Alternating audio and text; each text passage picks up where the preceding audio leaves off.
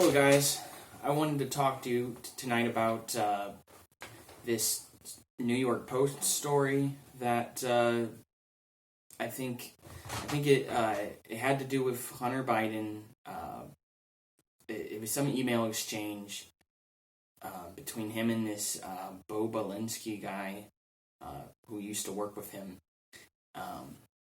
and I guess there were emails. Supposedly, there were emails and pictures, personal pictures that were taken from a computer in Delaware, something like that, and it basically said that Hunter Biden was taking money from, or like conspiring to take money from a Chinese bank or something like that, which this story, along with the stuff from last year about him serving on a Ukrainian energy board of directors or something like that, some board of a Ukrainian energy company. So there was that last year, and now there's this.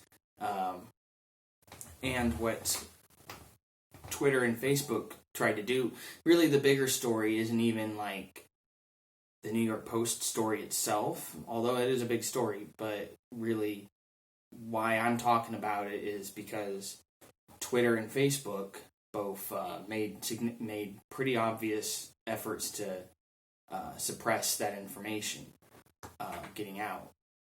Any post, it seems worse on Twitter. I know that Facebook was engaged in suppressing the spread of the story through the walls of the news feed and all of that business.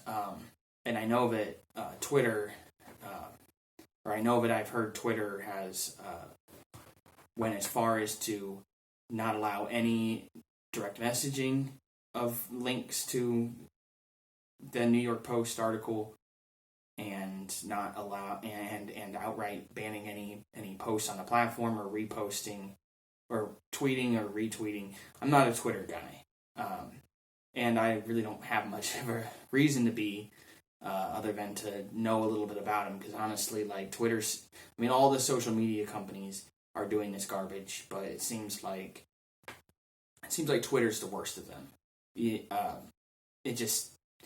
That's the way it seems. Twitter, it's just one story after another with Twitter.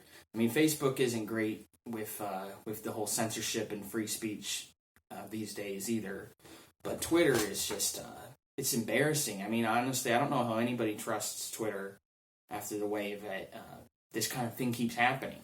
But I guess this sets some new precedent, because the Senate, or the Senate committee,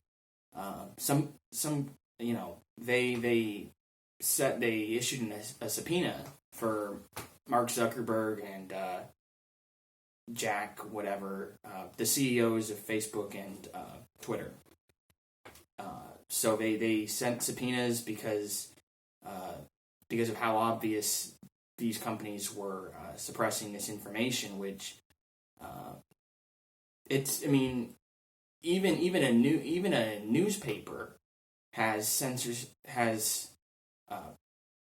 a newspaper has more of a risk of backlash for, because the story is a little sketchy. I mean, how they got this information on this laptop is still a little sketchy. Be that as it may, Facebook and Twitter, social media sites, actually have more legal wiggle room, because they're not technically a news distributor, or they're not like a newspaper or an actual news source. They're a kind of a town square, so to speak. So they have even less legal repercussions to deal with when it comes to what they allow on their platform and what they don't. So it makes even less sense, because this is the kind of thing that a major newspaper should be talking about, and the New York Post clearly did.